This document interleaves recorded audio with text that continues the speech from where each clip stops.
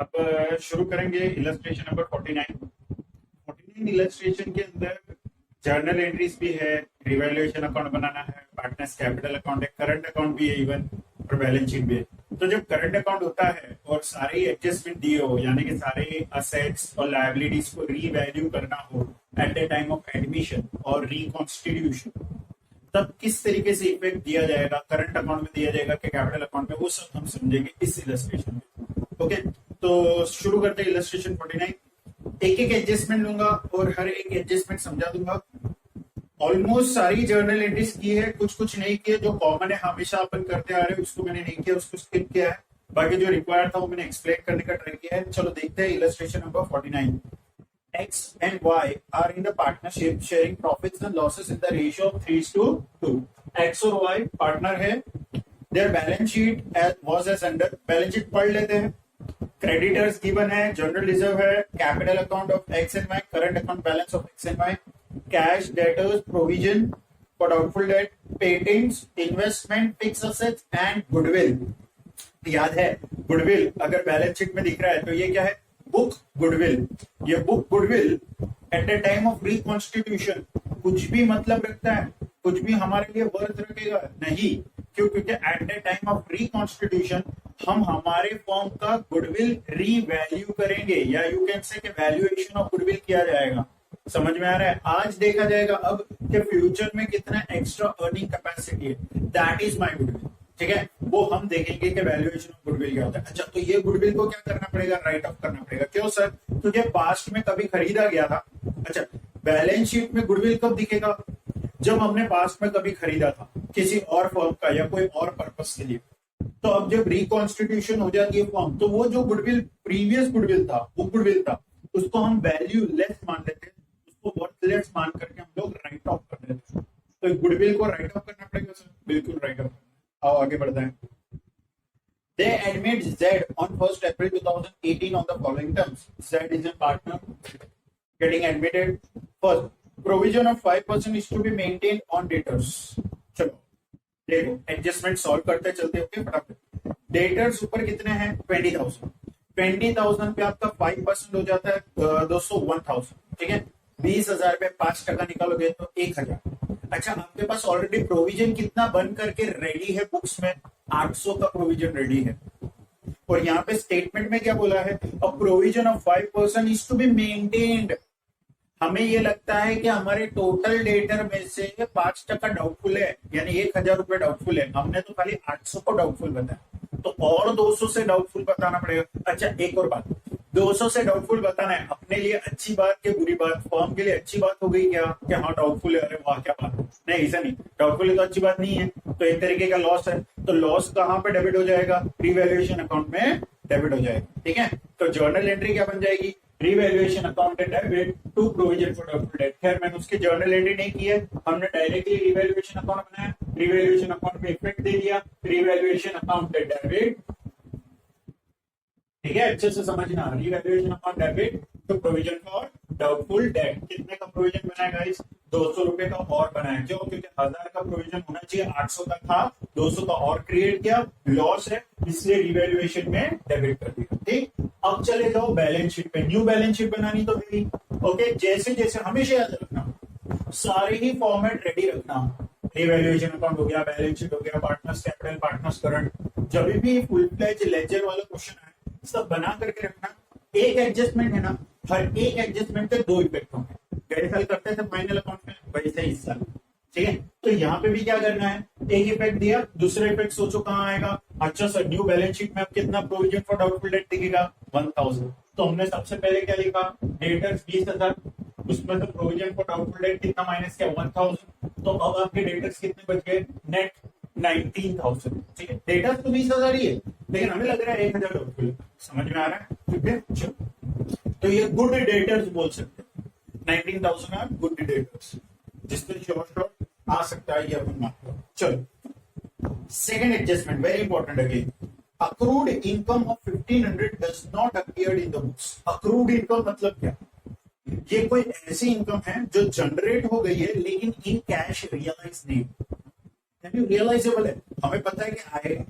तो तो एक तरीके से हमारे लिए रिसीवेबल है, अक्रूड इनकम है। जैसे कि इन्वेस्टमेंट कहीं कर रखा था या बैंक में हम लोगों ने पैसे इन्वेस्ट कर रखे, 31 मार्च आ रहा है तो वहां पे इतने पीरियड का हम लोगों को इंटरेस्ट मिलना चाहिए बैंक से, तो ये जनरेट हो गया, इनकम जनरेट हो गई, अक्रूड हो गई।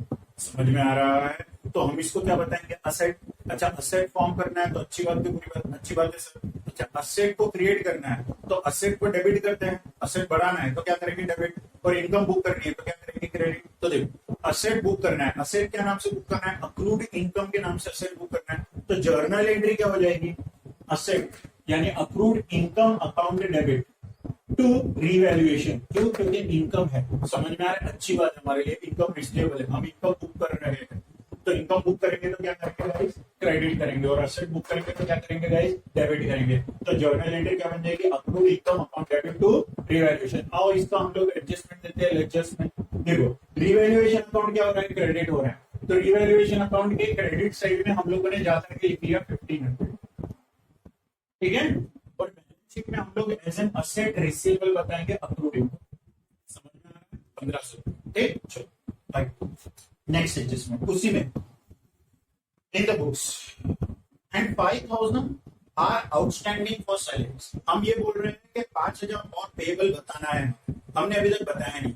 अच्छा, सैलरी पेएबल बताना, अच्छी बात तो बुरी बात, बुरी बात इन सेंस कि हमारा लिए खर्चा हो गया, एक तरीके से एक्सपेंस है या लॉसेस, ठीक है। लॉसेस भी नहीं, एक्सपेंस है। तो हम लोग को क्या करना पड़ेगा, एक्सपेंसेस को या लॉसेस को डेबिट करना पड़ता है। तो यहाँ पे जर्नल एंट्री क्या हो जाएगी, रिवैल्यूएशन अकाउंट डेबिट। ठीक है बेटा, पीएनएल अकाउंट डेबिट नहीं, हम नॉर्मल ट्रेडिंग या ऑपरेशंस कंडक्ट नहीं कर रहे हैं, अभी हम लोग फर्म को रिकॉन्स्टिट्यूट कर रहे हैं। तो रिकॉन्स्टिट्यूट पे रिवैल्यूएशंस होते हैं, इसके असेट्स और लायबिलिटी को रीअसेस किया जाता है। इसलिए हम लोग एक लेजर बनाते हैं just like profit and loss account, जिसका नाम हम दे देते हैं रिवैल्यूएशन। समझ में आ रहा है? ठीक। तो एक्सपेंसेस की वजह से क्या हो जाएगा गाइस, रिवैल्यूएशन अकाउंट डेबिट। कितना, 5000 to outstanding salary, that is 5000। ठीक है। चलो, तो अभी इसका भी जर्नल एंट्री का लेजर इफेक्ट देख लेते हैं। Revaluation account debit outstanding salary 5000। Outstanding salary हमारे लिए क्या है, लायबिलिटी। तो बैलेंस शीट में जाकर के आउटस्टैंडिंग सैलरी 5000 दिखती है। समझ में आ रहा है? ठीक। चलो अगला present market value of investment is 6000। ऊपर जाकर के देखो इन्वेस्टमेंट की वैल्यू कितनी है, 8000। अच्छा, आगे का एडजस्टमेंट अभी नहीं पढ़ते, एक्स टेक ओवर वो सब रहने दो, पहले खाली इतना समझो कि मार्केट वैल्यू अभी इन्वेस्टमेंट की कितनी है, 6000 मार्केट वैल्यू। और हमने उसको कितने में बाय किया होगा, 8000 में। तो ये हम असेट 8000 बता रहे हैं। ठीक है, बैलेंस शीट में देखो इन्वेस्टमेंट 8000। ठीक है, अब बात को समझो, असेट की यहाँ पे वैल्यू बढ़ी कि कम हो गई, कम हो गई, यानी हमें उसको कम करना है, यानी वैल्यू को गिराना है। तो अच्छी बात है, बुरी बात है, असेट की वैल्यू गिरना इट्स नॉट गुड। तो रिवैल्यूएशन अकाउंट क्या हो जाएगा, डेबिट, लॉसेस से डेबिट हो जाएगा। दूसरा, इन्वेस्टमेंट की वैल्यू कम करनी है, यानी असेट को कम करना है। तो असेट को कम करेंगे तो क्रेडिट। तो सर इजी जर्नल एंट्री, ये revaluation account debit to investment, यानी रिवैल्यूएशन यानी लॉस बुक कर लिया, और इन्वेस्टमेंट को क्रेडिट क्यों किया सर, क्योंकि इन्वेस्टमेंट की वैल्यू कम करनी है। इन्वेस्टमेंट क्या है, असेट है, असेट की वैल्यू कम करनी होती है तो क्रेडिट कर। ठीक है, तो 2000। ठीक। चलो, अच्छा ये समझ में आ गया सर। आगे एक और एडजस्टमेंट पढ़ते हैं। देखो, X takes over the investment at this minute. अब एक्स कौन है, पार्टनर। पार्टनर क्या करता है, फॉर्म में से कोई असेट लेकर के जाता है, तो it's a type of drawing for him. ठीक है ना, उसने एक तरीके का विड्रॉल किया है। ठीक है, ड्राइंग से। तो एक्स का कैपिटल अकाउंट क्या हो जाएगा, डेबिट के क्रेडिट, बढ़ाओगे कैपिटल के कम कर दोगे, कम करेंगे ना कैपिटल, क्योंकि उसने ड्राइंग की है। तो एक्स के कैपिटल को क्या करना पड़ेगा, डेबिट करना पड़ेगा, क्योंकि पेएबल कम आएगा, क्योंकि उसने ऑलरेडी एसेट लेकर के गया। ठीक है, तो x capital account debit, investment गया, क्रेडिट वोट गोज आउट। तो इन्वेस्टमेंट को हम क्या करेंगे, क्रेडिट कर देंगे, कितने से, 6000 से, नॉट विथ 8000। क्यों, क्योंकि बेटा इन्वेस्टमेंट को ऑलरेडी 2000 से हम क्रेडिट करके उसकी वैल्यू कम करके 6000 पे ले आ चुके हैं। तो अब एक्स कितने वर्थ का असेट लेकर के जा रहा है, 6000 के वर्थ का असेट लेकर के जा रहा है, 8000 का नहीं। इसलिए मैंने बोला ये एडजस्टमेंट को दो हिस्सों में करते हैं। ठीक है, पहले हमने क्या किया, इन्वेस्टमेंट की जो मार्केट वैल्यू हो गई थी उस पे लेकर के आए, फिर वो वर्थ पे एक्स उसको लेकर के जा रहा है। ध्यान से सुनना, वही वर्थ पे उसको एक्स लेकर के जाएगा। मुझे बताओ जब उसकी मार्केट वैल्यू 6,000 हो गई है, एक्स ऐसा क्यों बोलेगा आंटी जब तो 8,000 में लेके अरे उसकी मार्केट वैल्यू जब 6,000 हो गई तो एक्स भी उसको 6,000 ही ट्रीट कर करके लेके जाएगा ना, जाहिर सी बात है, कॉमन सेंस है, समझ में आ रहा है। तो उसको इन्वेस्टमेंट देने के पहले हमने इन्वेस्टमेंट की वैल्यू रिड्यूस की, उसकी मार्केट वैल्यू पे ले आए, फिर उतनी ही वर्थ में एक्स उसको लेकर के गया। तो जब जर्नल एंट्री एक्स की करी हम लोगों ने, एक्स को डेबिट किया। अच्छा सर एक्स के करंट अकाउंट को क्यों डेबिट कर रहे हो? देखो जब भी क्वेश्चन में कैपिटल अकाउंट और करंट अकाउंट दिया देता है, याद करो चैप्टर 1, हम क्या मानते हैं कि capital will be treated as a fixed, यानी कि जो भी ऑपरेटिंग नेचर का जो भी ट्रांजैक्शन होता है between a firm and a partner, regular nature का, वो हम कहां पे ट्रीट करेंगे? करंट अकाउंट में करेंगे, ठीक है। It's not a capital withdrawal, it's just like cash कैसे ड्रॉइंग्स करते हैं वैसे ये इन्वेस्टमेंट ड्रॉ करके। क्यों इन्वेस्टमेंट लेकर के गया? क्योंकि उसको उतने पैसे की जरूरत थी। वो क्या करेगा, मार्केट में वो इन्वेस्टमेंट बेचेगा तो उसको कितना रियलाइज होगा? 6,000 के 8,000, 6,000 ही रियलाइज होगा ना। तो इसलिए उसके लिए भी वो असेट की वर्थ कितनी है? 6,000 है। कॉमन सेंस, समझ में आ रहा है, ठीक है। तो एक्स के करंट अकाउंट को डेबिट किया, ठीक है, नॉट कैपिटल, क्योंकि capital will be treated as fixed, ठीक है। तो जो भी ट्रांजेक्शन होंगे इस पूरे क्वेश्चन के अंदर, जितने ही ट्रांजेक्शन होंगे between a firm and a partner, apart from capital withdrawal and capital introduced, would be treated in current account, ठीक है, will be treated through current account। तो यहाँ पे जर्नल एंट्री का भी X's current account debit to investment. अच्छा अब ये दोनों ही जर्नल एंट्री का लेजर इफेक्ट देंगे। आओ, रिवैल्यूएशन अकाउंट क्या हो गया? डेबिट हो गया। तो रिवैल्यूएशन अकाउंट के डेबिट में क्या किया? तो इन्वेस्टमेंट करके 2,000 लिख लिया, ये एक इफेक्ट हो गया, ठीक है, ये हो गया। इन्वेस्टमेंट को कम करना, इन्वेस्टमेंट को कोई लेजर बनाना नहीं बना रहे, ठीक है, तो अभी इसको छोड़ दो। दूसरा एक्सेस करंट अकाउंट है डेबिट, तो करंट अकाउंट कहाँ? ये कैपिटल अकाउंट है, ये करंट अकाउंट है, एक्स का कॉलम ये है। तो करंट अकाउंट को डेबिट करना है किसके? एक्स के, क्या नाम से? टू इन्वेस्टमेंट के नाम से 6,000। ये समझ में आ गया, ठीक है, ये रही और ये रहा लेजर, ठीक। अच्छा इन्वेस्टमेंट यहाँ पे भी कैंसिल हो गया। तो अगर आप देखोगे तो मेरे बैलेंस शीट में, क्वेश्चन में बैलेंस शीट में इन्वेस्टमेंट 8,000 से, 2,000 से इधर कैंसिल हो गया, 6,000 से इधर कैंसिल हो गया। तो अब न्यू बैलेंस शीट में कुछ भी इन्वेस्टमेंट दिखेगा? नहीं दिखेगा, क्योंकि वो चला, ठीक है। New profit sharing ratio of partner will be 4:3:2, ठीक है। सर ये क्यों देते हैं? याद करो, प्रीमियम फॉर गुडविल लाएगा ना इनकमिंग पार्टनर, तो प्रीमियम फॉर गुडविल कौन से रेशियो में बटेगा? सैक्रिफाइसिंग पार्टनर को सैक्रिफाइसिंग रेशियो में। तो सैक्रिफाइसिंग रेशियो निकालना पड़ेगा ना, ओल्ड माइनस न्यू करेंगे, ये ओल्ड रेशियो, ये ओल्ड रेशियो माइनस न्यू करेंगे तो क्या आ जाएगा? सैक्रिफाइसिंग, ठीक है। ये आप करेंगे, ये मैंने कैलकुलेट नहीं किया है, ठीक है। आप सैक्रिफाइसिंग रेशियो निकालने वाले, ठीक। चलो मैंने इधर डायरेक्टली सैक्रिफाइसिंग रेशियो लिख लिया है नीचे कैलकुलेशंस का, ठीक। चलो will bring and Z will bring in 20,000 as his capital, ठीक है। 20,000 कैपिटल लाएगा बंदा, तो कैश लाएगा, जर्नल एंट्री क्या हो जाएगी? Cash account debit to X's sorry जेड्स कैपिटल अकाउंट, ठीक है। ये जर्नल एंट्री है, ठीक, सर ने लिखा नहीं है। तो बैलेंस शीट में हो सर हमारे पास ऑलरेडी कैश 5,000 से है। देखो जरा बैलेंस शीट में आपको कैश 5,000 दिखेगा, 20,000 का और कैपिटल है तो कैश में ऐड हो जाएगा, दूसरा इफेक्ट, ठीक है। और एक और इफेक्ट कहां चला जाएगा? ये पार्टनर्स कैपिटल अकाउंट में जेड के कॉलम में बाय कैश लिख देंगे अपन 20। समझ में? दो इफेक्ट हो गए, एक तो पार्टनर के कैपिटल में भी हमने क्रेडिट कर दिया और दूसरा कैश में डेबिट कर दिया, कैश में ऐड, असेट में ऐड किया, डेबिट किया, ठीक है, ये एक इफेक्ट। आगे क्या बोला? फिफ्थ एडजस्टमेंट में जेड इज टू पे in cash an amount equal to his share in the firm's goodwill, यानी वो प्रीमियम फॉर गुडविल भी कैश में लाना, ठीक है, पहला स्टेटमेंट ये। and goodwill to be valued at twice the average profit of last 3 years which were 30, 26 and 25। पिछले 3 साल का प्रॉफिट लो, उसका एवरेज करके ट्वाइस करो, यानी कि 2 years परचेज, याद आ रहा है, ठीक है। तो वही सर इधर गुडविल कैसे आया? 3 साल का प्रॉफिट लिया, डिवाइडेड बाई 3 किया, एवरेज आ जाएगा, मल्टीप्लाइड बाई 2 किया तो क्या आ जाएगा? ट्वाइस करके गुडविल। गुडविल कितना आ गया? 54,000। उसमें जेड का शेयर कितना है?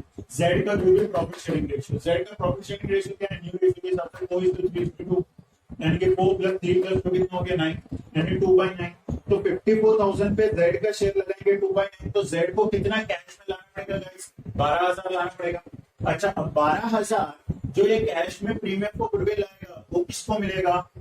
सेक्रीफाइसिंग पार्टनर को सेक्रीफाइसिंग रेशियो, ठीक है, सेक्रीफाइसिंग रेशियो भी मिलेगा, याद रखना, ओल्ड रेशियो में नहीं, सेक्रीफाइसिंग रेशियो। तो सेक्रीफाइसिंग रेशियो कैसे आएगा, 3/5 ये 3:2 यानी कि 3/5 माइनस 4/9 तो 7 आता है, ठीक है, 7/9 समथिंग कुछ आएगा। तो इसमें देख लेना एक्सेल सॉल्यूशन में गिवन है।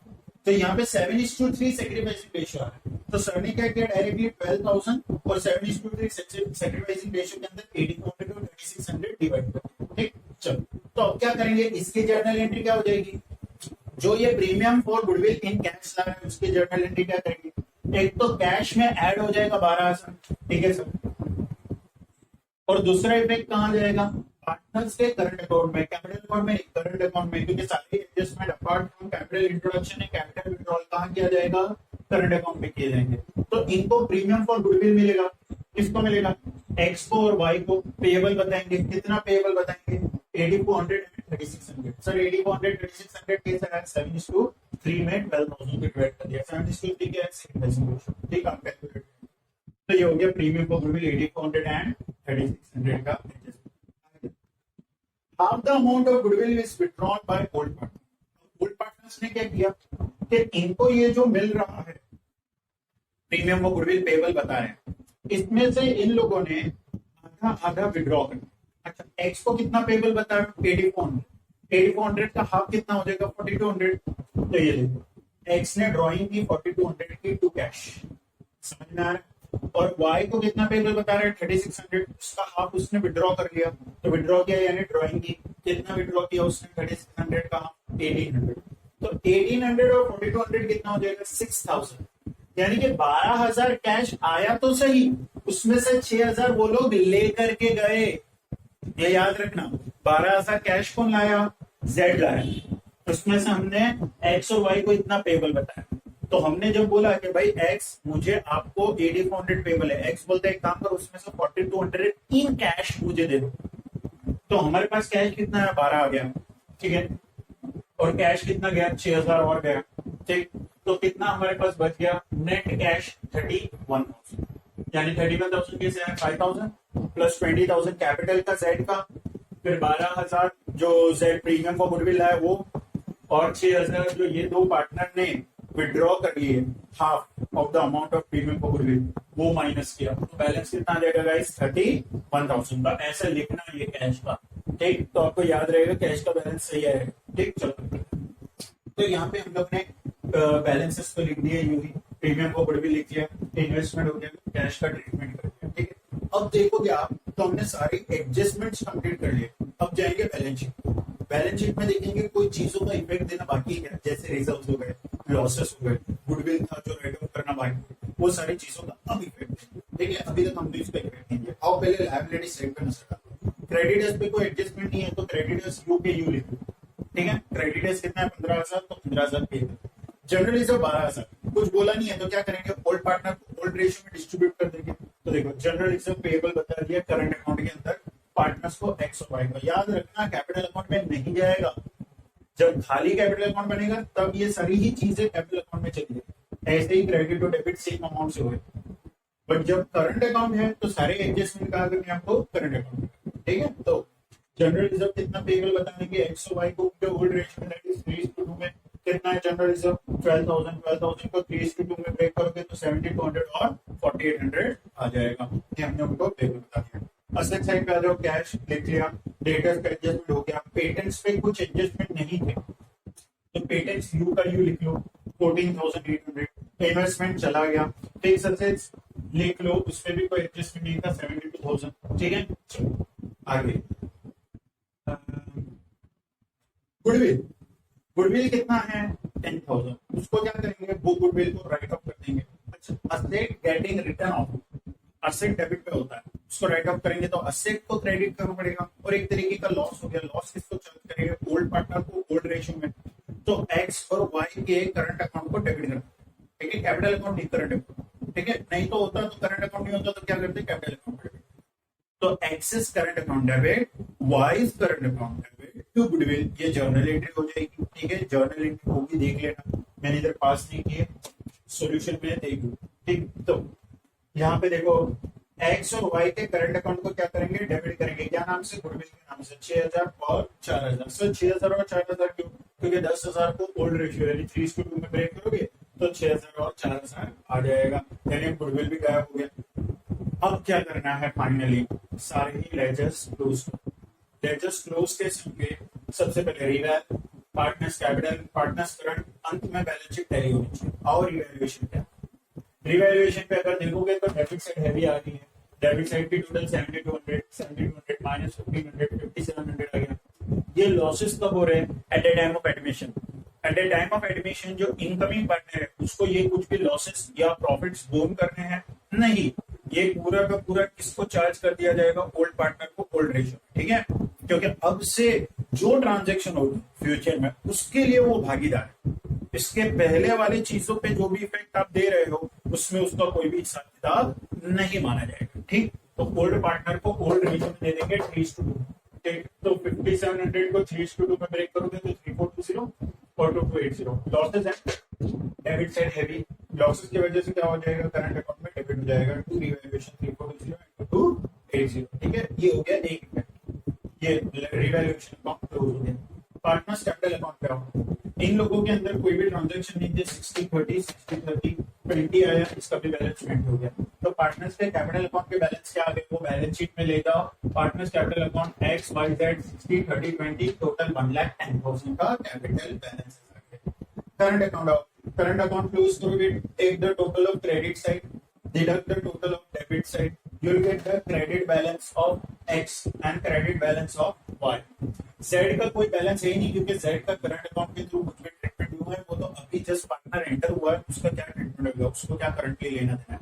वो जो भी कैश में भी था प्रीमियम ऑफ गुडविल वो तो लेकर क्या है, अगर कैश में नहीं लाता तो उसके करंट अकाउंट को हम लोग डेबिट करते, उससे रिसीवेबल बनाते। ठीक है, ये याद रखना, ये गुडविल का हम लोग कर चुके हैं। अगर इनकमिंग पार्टनर कैश में गुडविल नहीं लाता है तो उसके करंट अकाउंट को, अगर कैपिटल को करंट अकाउंट बना रहे तो करंट अकाउंट को डेबिट किया जाएगा। ठीक है, उससे रिसीवेबल बताएंगे। ठीक, और ओल्ड पार्टनर्स को या सेक्रीफाइसिंग पार्टनर्स को पे करते हैं, भूल मत जाना। ठीक है, चलो, तो यहाँ पे तो ये कैश में लेकर के आया तो भी करंट अकाउंट को डेबिट नहीं हुआ। तो अच्छा, एक्स और वाई का क्या आ गया बेटा, करंट अकाउंट के बैलेंस आ गए 59802320। सर पहले से लिख करके रख रहे हैं। ठीक है, अब कर लेना, आ जाएगा दिस माइनस दिस। ठीक, तो आपका आ जाएगा 59802320। ये ले जा करके बैलेंस शीट में लिख लो, पार्टनर्स करंट अकाउंट में 59802320 आपका फाइनल बैलेंस आ जाएगा करंट अकाउंट का 83। ठीक, फिर ये बैलेंस शीट के टोटल हो गए, दोनों टोटल टैली हो जाएगा। ओके, तो इस तरीके से इलस्ट्रेशन 49 मिलते हैं अगली वीडियो में with the next stage. Thank you.